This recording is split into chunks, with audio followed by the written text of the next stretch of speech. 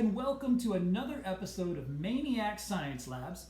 I'm Mr. Andy, Youth Services Librarian for the Main Library in St. Johns County Public Library System right here in St. Augustine, Florida.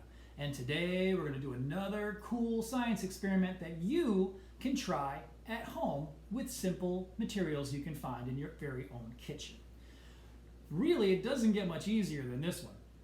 We're going to use 4 simple glasses, 2 of them empty, which I've marked hot and cold, and I'll explain why in just a second.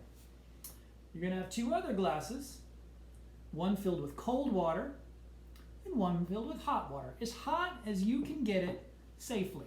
We don't want anybody getting injured or burned with scalding hot water. Super hot tap water is probably plenty good enough.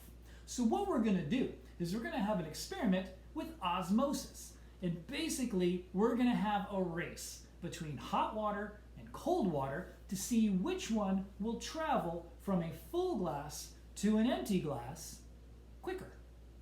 Which one do you think will win the race? Will it be Mr. Cold or will it be Mr. Hot? So what we're going to do, you have your glasses, cold water, hot water, 2 empty glasses. I went ahead and marked them to make it easier to see which one's which because their water's clear. It's hard to know if it's hot or cold just by looking at it, unless it's so hot that it's steaming, in which case, here it's not. The only other thing you actually need are paper towels. So take 2 sheets of paper towels and roll them up into a tube. Doesn't have to be super tight, but you want it pretty tight. You want them to be the same size. Roll up the tube, flatten it out a little bit, and then bend it in the middle. About halfway across, like so. We'll do the other one the same way. So what we're going to do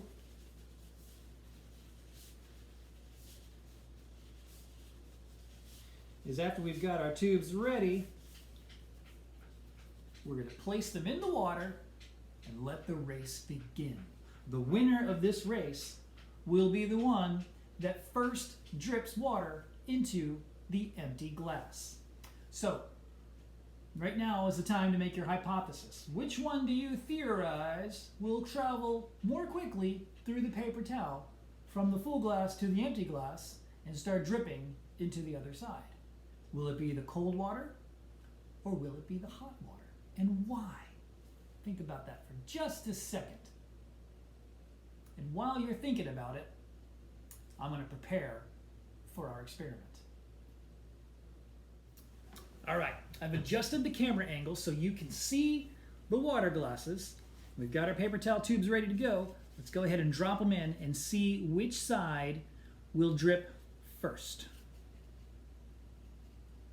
Got to hold them steady so they don't kind of fall out.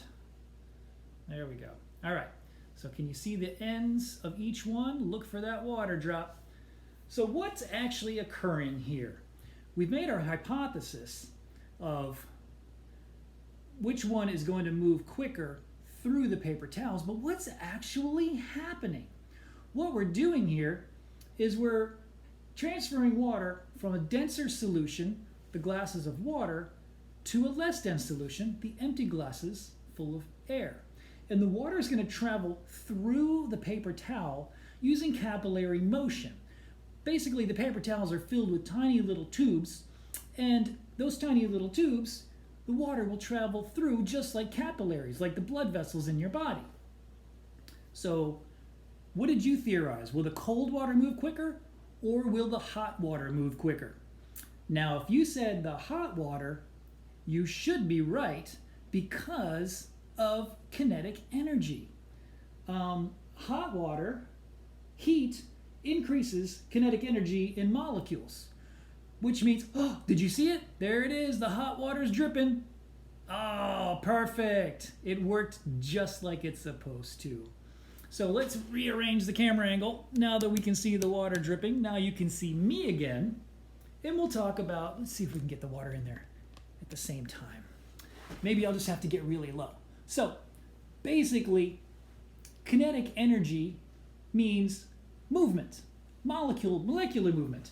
So the molecules in hot water, through kinetic energy, are moving quickly, where molecules in cold water move slowly. So the hot water will travel faster through the capillaries from the more dense solution to the less dense solution using osmosis than the cold water. Pretty awesome, huh?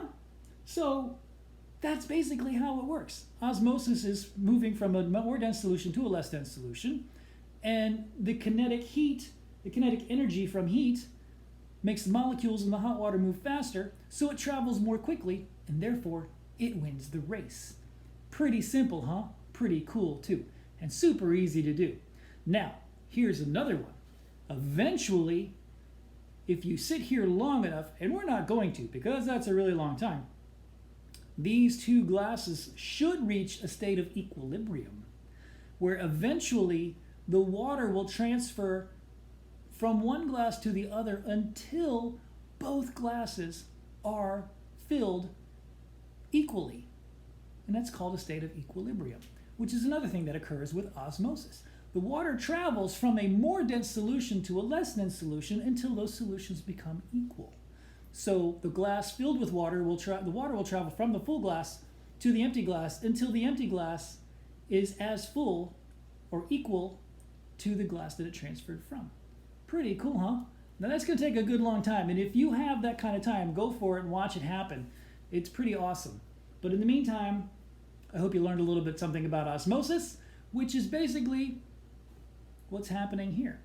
Less dense solution, more dense solution moving to a less dense solution through capillary action inside these paper towel tubes, traveling right on through, and hot water wins the race. Well, this has been just for the fun of it, quick and easy MAIN-iac Science Labs. I'm Mr. Andy, Youth Services Librarian at Main Library. I hope you enjoyed it, I hope you learned something, and I hope you tune in for the next one for another cool, fun experiment that you can try at home. For the St. Johns County Public Library System, see you next time.